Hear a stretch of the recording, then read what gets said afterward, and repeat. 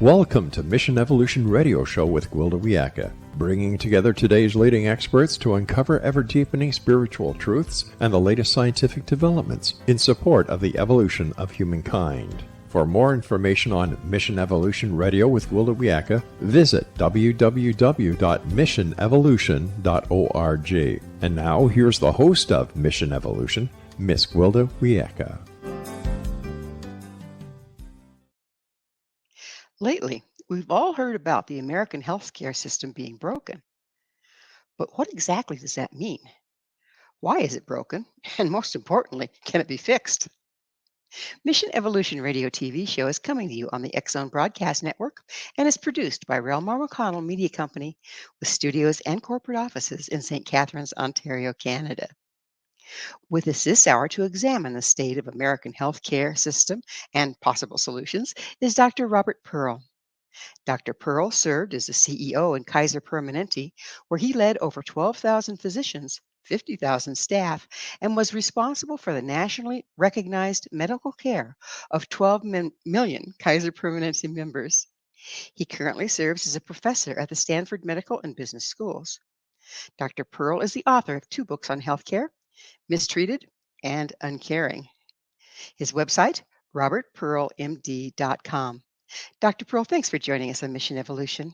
It's my pleasure to be here this morning. Is it cold where you're at? We've got a lot of cold going on in this area. Well, I'm in California, so compared to Toronto and Canada, no, it's not cold. But for California, it's a little chilly. Okay, well, I'm jealous. Not usually, but today I am. So, Dr. Pearl, as a medical doctor, what did you specialize in? I specialize in plastic and reconstructive surgery, specifically children with cleft lip and cleft palate. In fact, I'll be heading to the Philippines in a couple of weeks to do a mission trip to repair those children who otherwise would have a quite problematic life. Oh, bless your heart. That's such important work. Have you seen more of it lately, the cleft palate situation? No, it hasn't grown. It's very specific to different parts of the world. There's genetic basis that contributes. It's not the sole factor, but the need around the globe remains as it has. This is my 13th trip, so it remains the way it's been for quite a number of years. All right. Well, what was it like being the CEO in Kaiser Permanente? It was a privilege. Kaiser Permanente is a combination of an insurance company, the Kaiser Health Plan, a hospital system, and the nation and maybe the world's largest medical group, the one that I was the CEO of.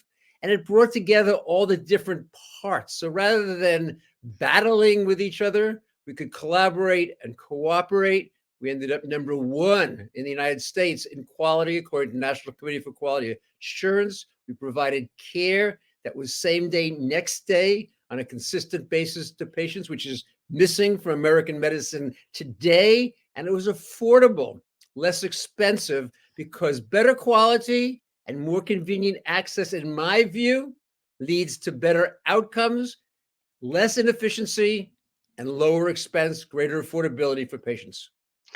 Well, that was then, and now we're looking at something different, aren't we? Now we're looking at a very complex world that is becoming increasingly more difficult as the cost of healthcare rises. As you're well aware, we now spend nearly $1 in $5 on medical care.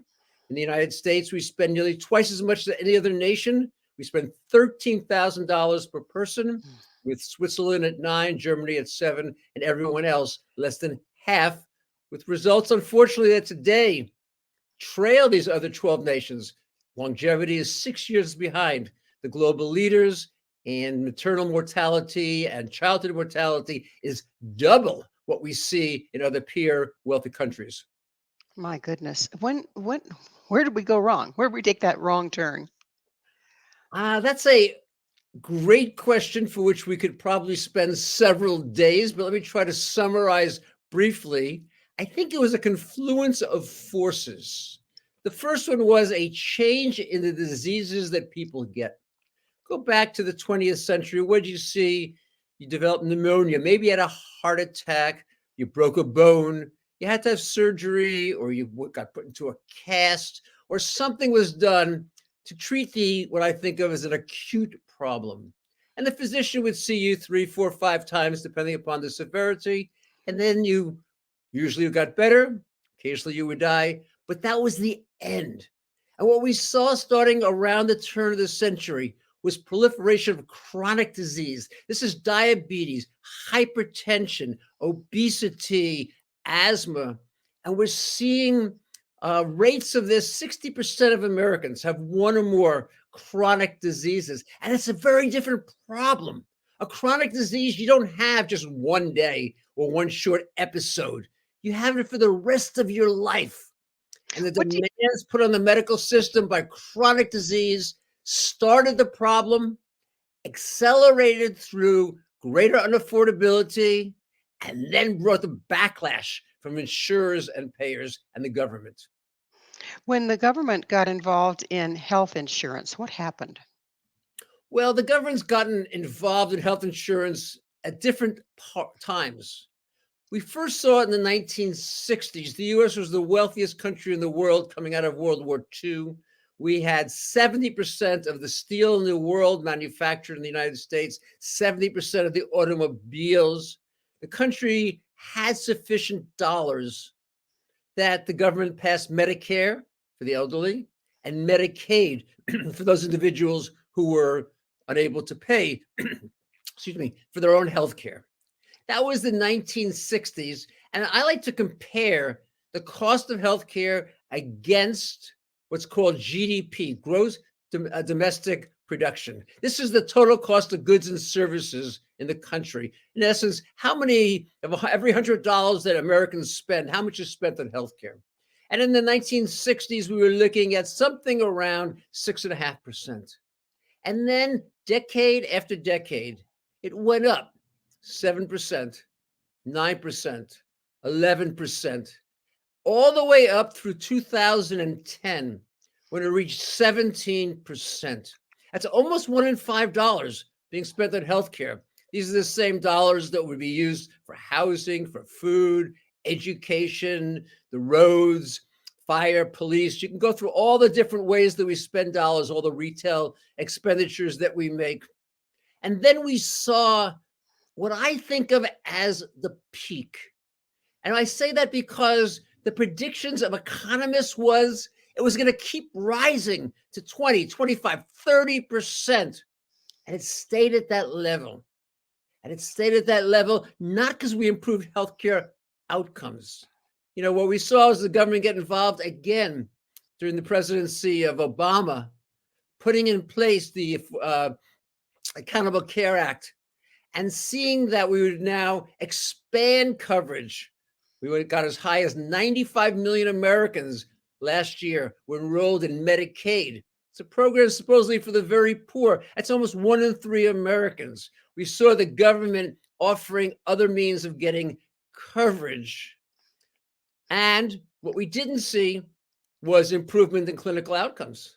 I mean, what we saw was a flattening of that curve, but it didn't happen because we reduced heart attacks and strokes. It's because we started to skimp on care in order to avoid getting any higher. Oh my goodness. And I've certainly personally experienced the skimp on care phenomenon. I think all of us have. And what are the results of that skimping? So to let viewers and listeners understand this shrinkflation, I like to call it. I realized this last year. I bought a box of cereal. The box was the same size as I'd bought in the past. After, as everyone knows, the inflation that happened during the pandemic, the price was up, but it hadn't risen from the last time I bought the box. But when I opened the box and I looked inside, there's only about 3/4 the number of flakes. So it had shrunk what was being given to me, even though it appeared I was getting the same size box at the same size price. This is what's happening in medicine. What we see since that 2010 was various ways in which, as I said, the government and insurers and payers, meaning the businesses, have shrunk the healthcare Americans get without making it obvious. How did they do that? Number one, they put in place high deductibles before your insurance even kicks in for many people. It can cost you $3, $5, $6, as high as $7,000 out of pocket. And today, 51% of Americans say they can't afford the coverage they have. Number two, they put in place prior authorization for doctors to do the things that they know patients need. They have to get approval.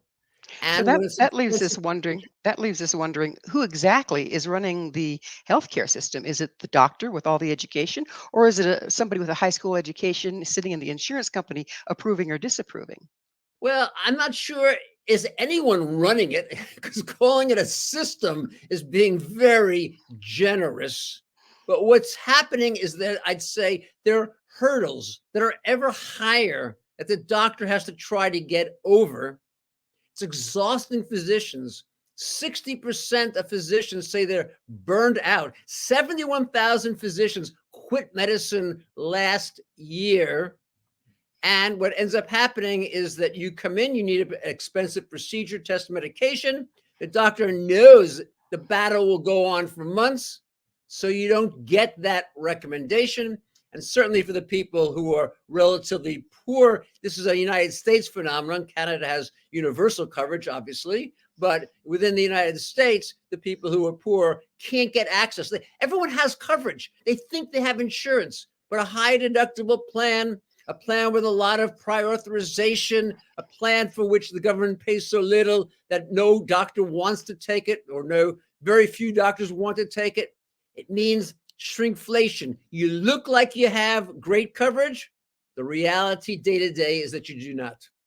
And in the meantime, the healthcare prices have been going up exponentially too, haven't they?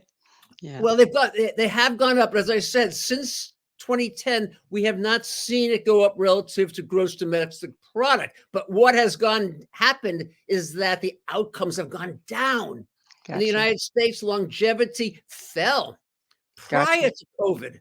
During COVID, it fell by 2 full years. And since then, it's still down a year. The Well, United States longevity is no better than it was 20 years ago. it's that magic moment. We're going to have to take a station break. Dr. Pearl and I will return very shortly, so don't you go away. This is Mission Evolution, www.missionevolution.org. What happened when the doctors weren't watching?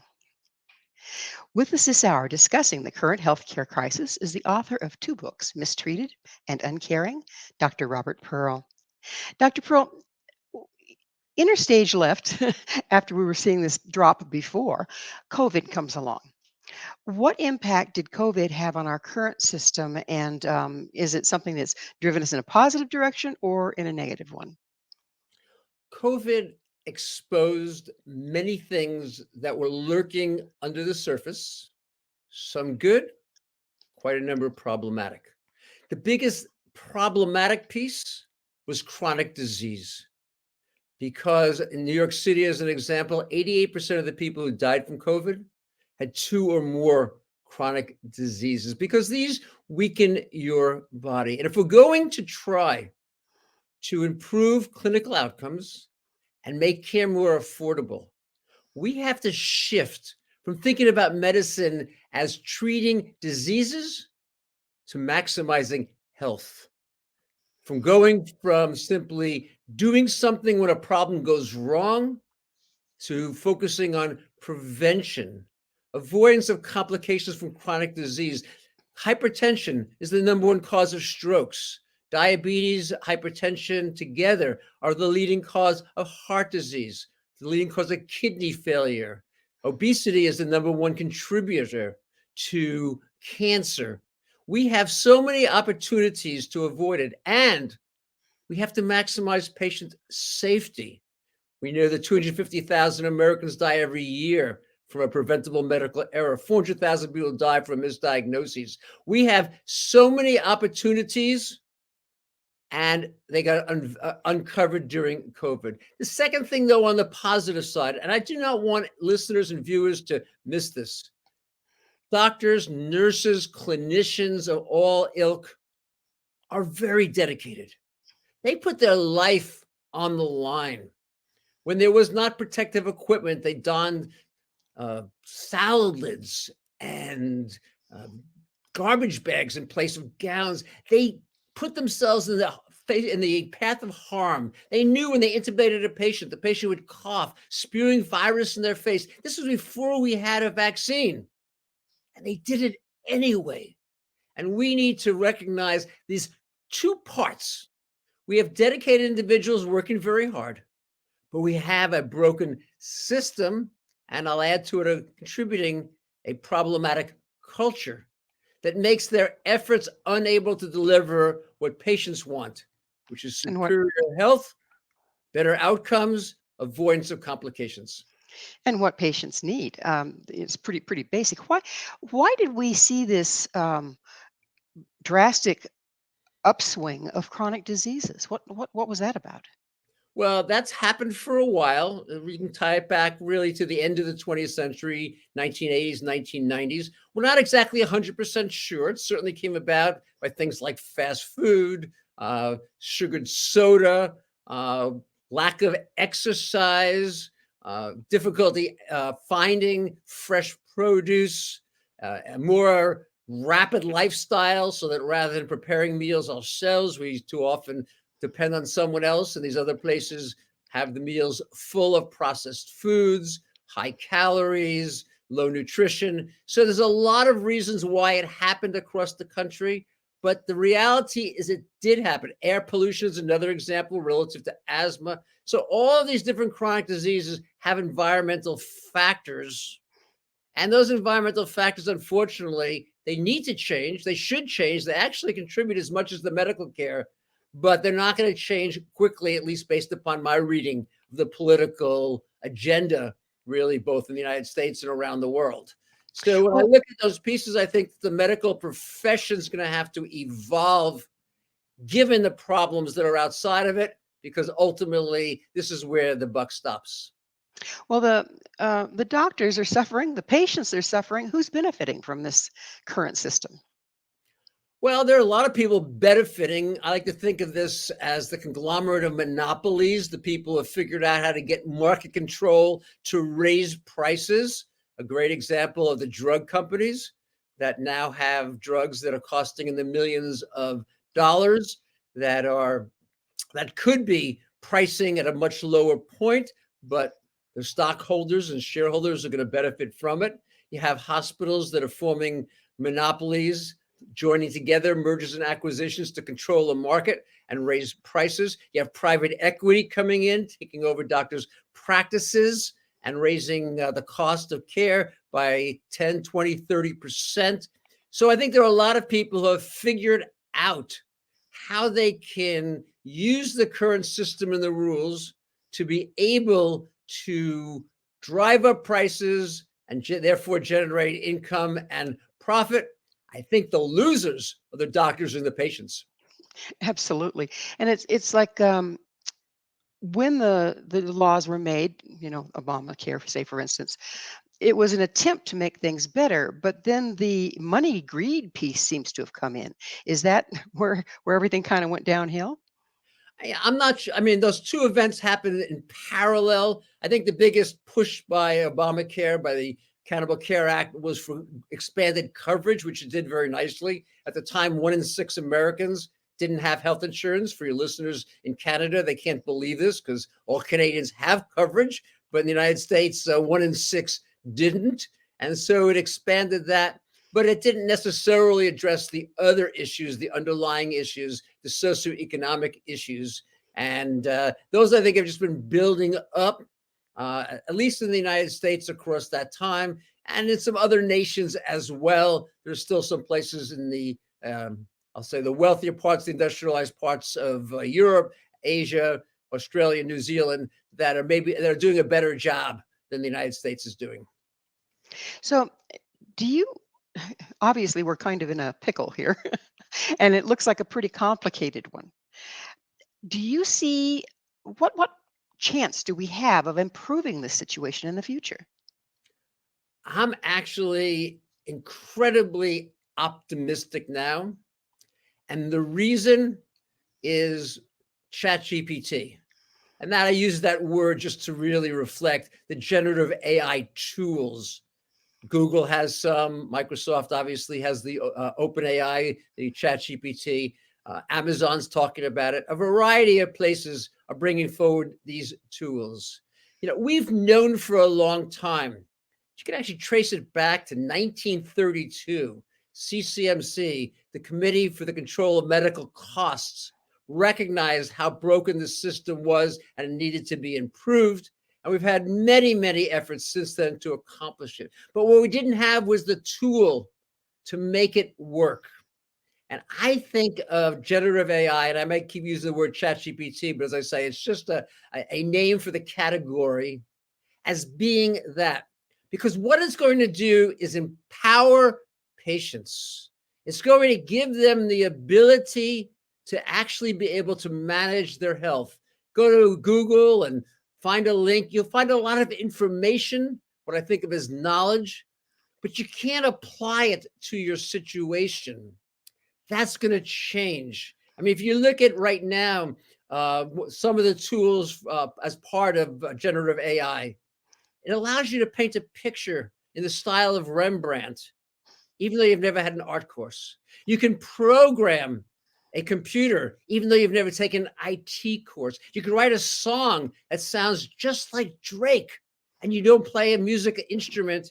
You're going to be able to manage your own health, your chronic diseases, to know how they're doing, not every 3 to 4 months when you go to the doctor, but every day. You're going to be able to get help at being able to maximize lifestyle medicine. It's going to connect to the wearables and the other devices so you know what's going on with your blood pressure, with your blood glucose, with the other aspects that you have to follow. And when you have a problem, it's the middle of the night, 11 a.m., your child wakes up with a fever, and you're not sure, do I drive to the ER, wait several hours, expose my child to all the other people who are there, or do I wait for the morning? It can give you expert medical device. And inside hospitals, it's going to completely change care. All of this, theoretically, for the benefit of the patient. This AI, in fact, I've been talking to various guests about singularity when it gets smarter than we are, and that's probably not a stretch. This AI makes it possible for people to access high-level medical information. Is that correct? More than information. That's the point I'm making. You can get a lot of information, but if you want to know specifically, I am a 60-year-old man who with diabetes, with a family history of heart attack. Here's my genetic makeup. Here are the medications I'm on. And now I'm having some difficulty in my left arm, and I'm worried that is it an athletic injury or is it a heart attack? I can now get expertise. It can advise me very specifically what to do based upon that. And we have a lot of growing examples of where actually this generative AI was as good or better than the physicians providing the care, not to diminish the physicians, but because it has the time, it has the comprehensive information. And by the way, it was judged by evaluators to be more empathetic to what happens in the medical profession today, not because doctors don't want to do it or clinicians don't want to do it. They just don't have the time. And what the generative AI tools will be able to accomplish, and I don't mean the ones today. This technology is doubling in power every 2 years. What that means is that 5 years from now, it'll be 30 times as powerful, 10 years, 1,000 times. But It's we next generations. Are we in the process of having AI replace the physician? That is such an important point, and my answer is the following. It's not going to replace 20% of physicians. It's going to replace 20% of what physicians do today. It's going to take away many of the tasks that can be done reliably, safely by technology, and give doctors back, and now you got to use doctors to mean all clinicians, the time they need to do what they would like to be doing now, what patients would like to be doing now. The average visit, again, I'm using US data, is 17 minutes. You can't take care of a patient with multiple chronic diseases in 17 minutes and go into any depth at all. If the patient arrives With all that being done, now you can start the most important part of that doctor-patient relationship, asking the question, not just how I look in the rearview mirror about how do I take and reverse what happened before, but how do I look to the future and maximize health, avoid disease, allow the things to happen that we all want, both as doctors and patients. Well, it's again that time when we need to take another station break. Dr. Pearl and I will be right back to continue our discussion. So you stay right there. This is Mission Evolution, www.missionevolution.org. To quote Bob Dylan, how many deaths will it take until we know that too many people have died? This is Mission Evolution, missionevolution.org. With us discussing deadly bureaucratic bottlenecks is Dr. Robert Pearl. His website, robertpearlmd.com. Dr. Pearl, the AI is not where you're talking yet, okay? In what I'm trying to say is we have not reached that level of working with AI that we can get the results, reliable results, that then we take to our doctor. We aren't there yet. Is that correct? We're not there where I would encourage anyone to use it as a replacement for their clinician. They should be working with their clinician. I'd encourage people, though, to play with it, to try it, to see how much it can accomplish. What we know is that when we give the standard licensing test to a generative AI application, it actually scores in the top 10% of physicians. What we know is when we take the most complex diagnoses and give it to an AI tool against a series of other physicians from the community, it beats them significantly in being able to reach the right diagnosis.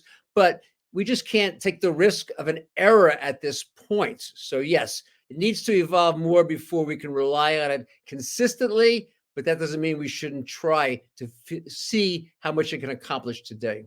So exactly where do you find this? I mean, I know right now you can Google, what does a heart attack look like? What are the symptoms of this? What are the symptoms of that? Is it something different than that? And if so, where do we find it? Oh, it's totally different than that. Yeah, I think that what you're talking about is this is the leap forward. So a good example is ChatGPT. It's a free service, by the way, if you want to buy the last version. If you want to spend $20 a month, basically a latte every week, you can have the most up-to-date one. Google's about to come out with its parallel set. It's going to have a free version and a more expensive upgraded one. So people can find this very easily, load it on their computers, on their phones, and use it however they want. They can use it for their writing skills. As I said earlier, they can use it to get expertise in a variety of areas. But medicine is one great example. If they have a problem, they want to know more about it, they want to get educated. It is dramatically further ahead than the browsers you're describing, the kinds of things, the links that you click on and you find on Google. So years ago, in my father's era, he died several years back and he was just about 100. But he didn't know how his body worked and he had no interest in it. If something would break, he'd go into the doctor and get it fixed. He was an old mechanic, right? But then when you'd ask him, well, what did the doctor say? Oh, I don't know. He said it was something with I don't know. He never knew. And that was pretty much the norm back then. Since then, people have become more educated. The internet's been introduced. And how is that going to help empower the patient rather than them just having to go to a doctor anytime something goes wrong because they don't even know how their body works? Well, you're raising a very important point, which is the evolution in society. I am going to guess, I don't know if your father had any investments, but if he did, he relied on a stockbroker. I don't know if he traveled, but if he did, he relied on a travel agent. If he had a situation of needing a new pair of jeans, he went to the store that was in his community or around the block, or maybe it was Sears and Roebuck, whatever it was going to be. He didn't do it all on his computer. In fact, the computer didn't exist, or at least he probably didn't have a computer in his home until maybe the very end of his life. At which point he had no interest. But that's all changed. And by the way, we see it in all demographics. We see a difference. TikTok is much more prevalent in people who are far younger, and other tools are much more prevalent amongst people who are older. But we're now in a society where everyone, and I'll say in quotes everyone, has a cell phone, a smartphone, and they use it continually for whatever purposes that are there, and they're going to use it for their healthcare. I think the other thing about it is there was so little that could be done when your dad was growing up, diagnostically and therapeutically, that he would go to the doctor when he had an acute problem and he'd count on the doctor's expertise to accomplish it. But it met his needs. And that, I think, is the key point. It wasn't that he didn't want it, he didn't need it. And now, if it was your dad, he would now face a variety of chronic diseases, multiple medications. He would be at risk of developing significant problems and not dying at 100, but dying at 60 or 70, or as my grandfather did at 55 from a heart attack. So the opportunity is very different now. And now what your dad would want is more control, more information, and he now has that ability. And again, I keep going back to generative AI or ChatGPT. We can call it what we want because it is so different than both the AI that's come before. The AI before was designed for clinicians. It allowed doctors to use it to read x-rays or to be able to understand the multiple medications that would be given to someone with cancer. Generative AI will be useful for physicians, but it equally would be useful for patients.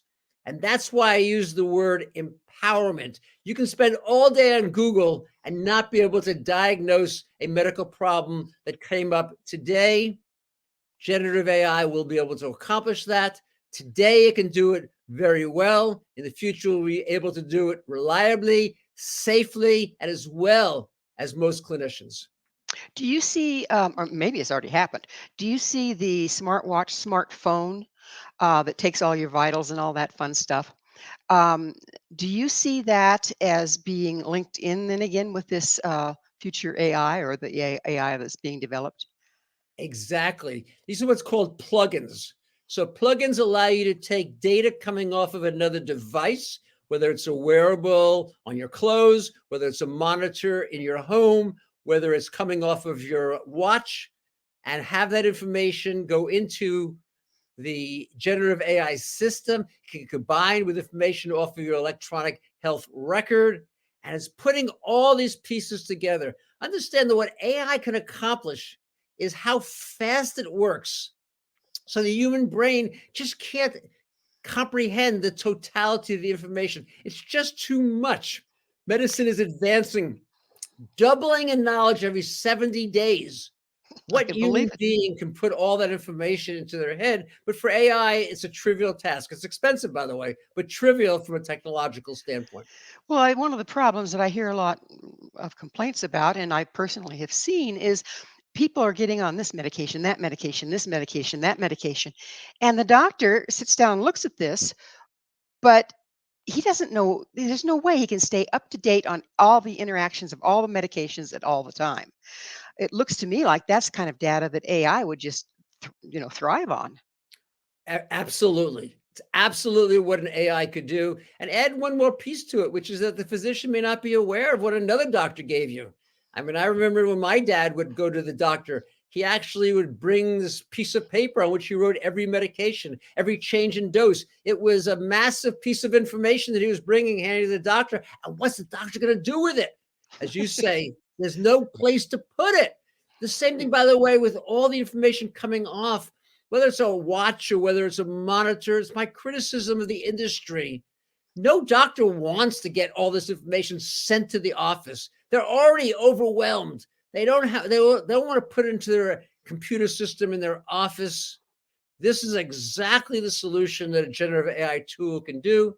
And it's going to do it all with the technology that already exists. It already can handle this. It's what's called a large language model.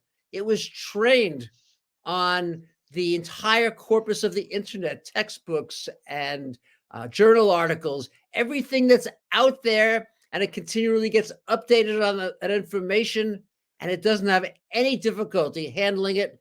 I've heard people say that the amount of knowledge inside a generative AI application is above the sum of knowledge amongst all humans on the planet today. Yeah, we're getting close to singularity for sure.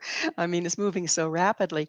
The one thing that I've seen in healthcare just recently in our area, probably the last few years, is now the doctors, they don't look at you, they look at their computer and they have to find the insurance codes and they're spending all their time, and it aggravates them to death, is spending all their time on the computer. But what that's doing is entering it into a database that your chart is electronic. And then when they refer you out to another doctor, they pull up your chart and there's all that information. Is this going to be able to be faster, be improved, help people stay on top of it better even than it is now? Well, let me make one correction. And again, I'm speaking about the United States right now. When you go see another physician, they rarely can access the information in the first physician's database. In Oh, I'm fact, sorry. Yeah, this was all in, what do they call it? In not in house, in system. It's all within the system that everybody belongs to. yeah, if it's a single system that sits there. But the reason I'm saying that is the most common way that doctors communicate vital patient information today is the fax machine, a 1834 invention. So to give people a sense of where it's going to be. But your answer to your question is yes, this is exactly what's going to happen because it has the ability to bring all this information together, to organize it. If you actually go inside electronic health record, and I know the clinicians listening in will know exactly what I'm talking about, so much of it is copying and pasting. It's a massive amount of words, but not a whole way to understand it all. A generative AI application is superb at reading through all that material, organizing it, and presenting it. Try and think of the doctor's visit rather than starting where it starts today, starting where it ends today, and now moving that much further ahead, being really able to address what's going on in the patient's life, maximizing the relationship between the doctor and the patient, talking about health, talking about ways to avoid disease in the future, not just treat it when it arises. It's an entire new world. I've labeled this healthcare 4.0. Healthcare. So, Sorry, go so on. we spoke about, everybody, particularly with AI, there's a huge range of people that don't even have a smartphone, okay, nor do they wouldn't know how to run it or a computer. And that's, getting less and less, up to the people that are just really whizzes on it. So it looks to me like it's going to be very variable how many people are going to be able to use this accurately. Is that correct? And if so, how do you fix that? Well, actually, the overwhelming majority of people have a smartphone. They may not have used it for this particular application, but one of the beauties of generative AI is it's very straightforward. And I predict very soon it's what's called multimodal. You'll be able just to talk at your phone, have it record what you're saying, and give you back information directly. So Fantastic. yes, We're there are some people that we have to educate and train, and that I and think is what we should be starting right now. It we're should be a going to we're going to have to take a station break and pick up with us on the other side. Sorry, we ran out of time in this segment. Dr. Pearl and I will continue to explore the present and future of healthcare. Stay with us. This is missionevolution.org. How to mend a broken system. This is Mission Evolution, missionevolution.org. We're continuing our discussion with Dr. Robert Pearl, his website, robertpearlmd.com. So, we've been talking about how AI can really help medicine in the future, but what are some of the current downfalls of AI in medicine? the current downfalls are problems that are constant and ubiquitous inside technology. We have issues of privacy and security, people hacking into systems, extracting information from it, people wanting to know more about you so they can manipulate you through various advertising schemes. We know there's some bias built in, but it's not the bias of the technology, it's the bias of the data set it's trained on. It's a classic example from United Healthcare of wanting to provide more care to the sickest of patients, but because Black patients received $1,800 less a year of care, even though they were very sick, they were under included in the work that was being done. So there's problems that are there. And then, of course, misinformation. This is a very powerful technology. Like every powerful technology, it can be used for bad purposes. So there's a lot of challenges. And as I say, it also needs to have a couple more generations so it becomes more powerful than today. But I'm less worried about those issues because I think the excellence of the programmers and the number of people working on the problem is going to minimize it. What I'm much more concerned about is whether the healthcare system is going to be able to evolve in a way to use it. And what's interesting to me, we talked earlier about chronic disease and the problems that exist. If you're going to solve the problems of chronic disease and you're going to make care more affordable by making quality better, there are changes that need to happen. It's the same changes as you would for generative AI. You've got to bring people together in groups. The idea of the single doctor working alone, like your dad might have had growing up, it just doesn't work with chronic disease and multiple diseases. It doesn't work when people have a life expectancy into the 80s and 90s rather than 50s or 60s when his parents were alive. You need doctors to come together and work collaboratively, and that does not happen very many places outside of a few healthcare systems. And you need to change how you pay them. You can't pay them fee for service. All that does is increase volume. Charlie Munger, who had been Warren Buffett's partner, said, tell me your incentives and I'll tell you the outcomes you're going to get. Pay people for volume, you can get more volume. That's the way the system is designed. But if you want better outcomes, pay people around value, around preventing disease, avoiding complications, achieving the best outcomes,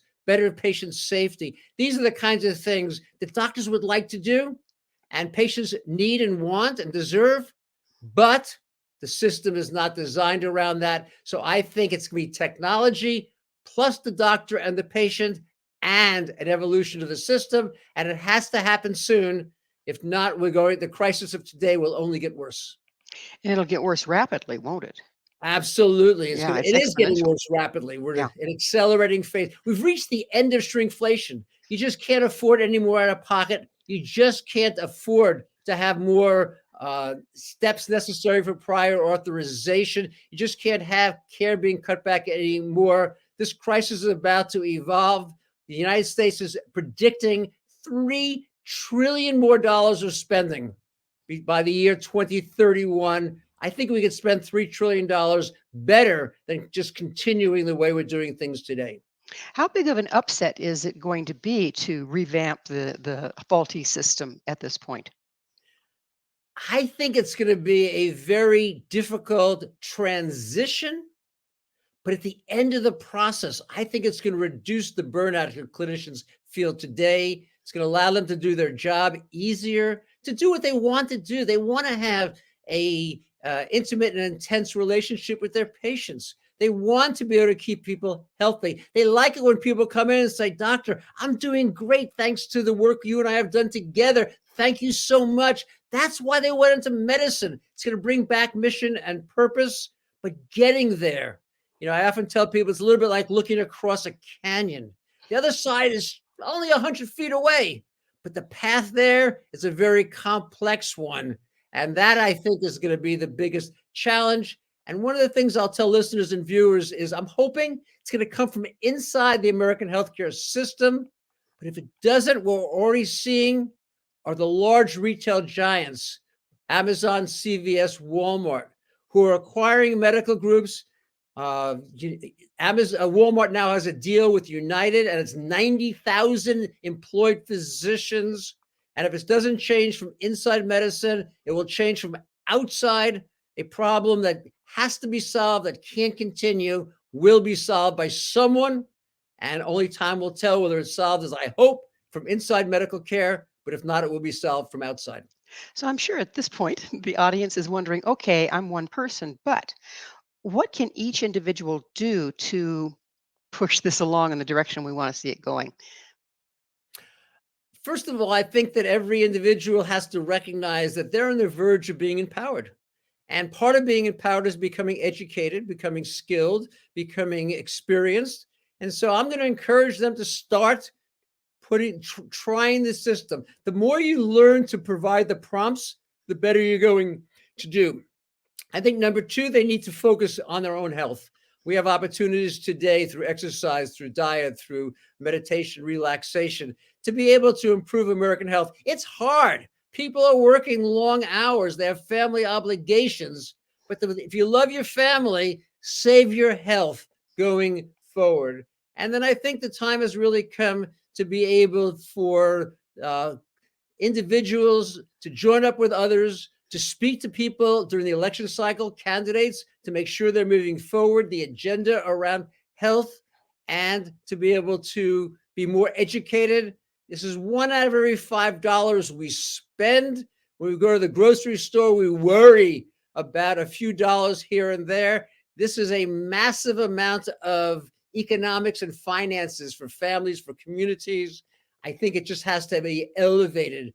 We can't expect someone else to solve it. It's not going to happen by the insurers. It's not going to happen by the drug companies. It's not going to happen by even the government. It's going to happen because people demand it, push it, and then we have no choice but to have elected officials respond to it. This is about the time in the show, Dr. Pearl, when I get to ask, what is your mission? My mission is to transform American healthcare. As I said, I trained as a plastic and reconstructive surgeon, fixing kids with cleft lip and cleft palate. I had 10,000 patients. I knew them all well. I loved them well. Gave me tremendous fulfillment. I then went on to become the CEO. We're now responsible for 12 million people across the United States. I didn't know a large percentage, obviously, very well, but I knew what was happening everywhere. I had a modicum of control that I could use. And now I want to change first the 330 million Americans, and then hundreds of millions in other countries, because the problems are the same. The specifics are a little different, but the outcomes are still quite problematic for patients around the globe.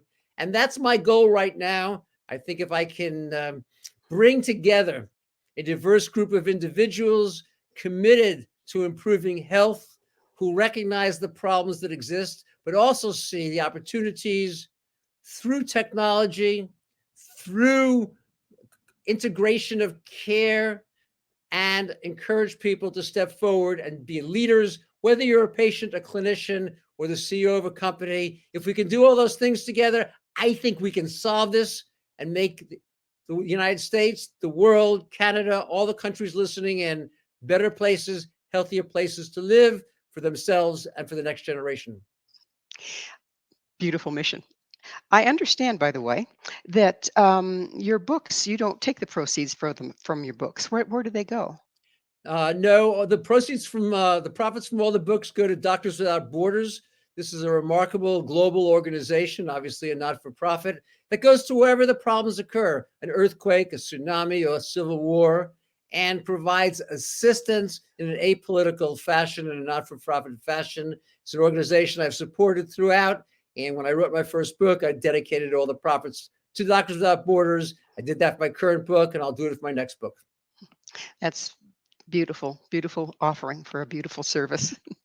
So we're close to the end of the time in the whole show, but how soon do you see this AI that we can use as individuals being available? I mean, it's somewhat available now, right?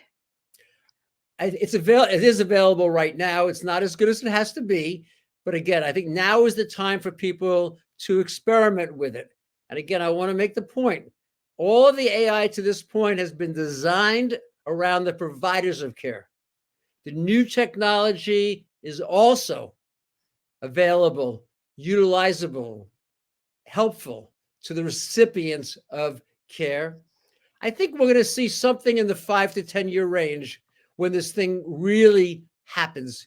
Because as you've so well brought out, there are many changes that need to happen. We need to change the structure, the way clinicians relate to each other. We need to change the financing. These are things that don't happen in a single day, but they could happen over a 5 to 10 year period. It's going to take that long for the people outside the industry to either enter in and take over, the ones inside to make the changes to happen. I think it's going to reach its resolution somewhere in the next 5 to 10 years. But today, now is the time for people to begin to experiment, take the chance, take the opportunity to improve your health. Figure out how you can prevent diseases, If you have chronic diseases, how you can avoid the complications from them, the heart attacks, the strokes, the cancer. Figure out how you can make yourself, your family, your loved ones all better. This is the mission and the purpose that we're all on as human beings, and technology will be a fabulous partner with us. The doctor, the patient, and the technology working as one has the opportunity to propel medicine forward. And that's probably the only opportunity we have, really, because it's too complex at this point, isn't it? And if not, what we're going to see is we're going to see progressive erosion. We're going to see rationing. We're going to see greater problems with a negative downturn in longevity. With the advances in medical science, it should be the golden era. It And should instead, be. I think it's one of the most difficult ones for both the providers of care and its recipients. Well, that magic moment has arrived. We are out of time, Dr. Pearl. Thank you so much for coming on the show. My pleasure. Thank you for having me. It's my pleasure. Our guest this hour has been Dr. Robert Pearl. Dr. Pearl currently is a professor at the Stanford Medical Business Schools and the author of 2 books on healthcare, Mistreated and Uncaring. To find out more about Dr. Pearl and where you can find his books, visit his website, drpearlmd.com. This has been Mission Evolution with Gwilda Wiyaka. For more information or to enjoy past archived episodes, visit www.missionevolution.org. And please be sure to join us right here next time. This mission will continue, bringing information, resources, and support to our evolving world.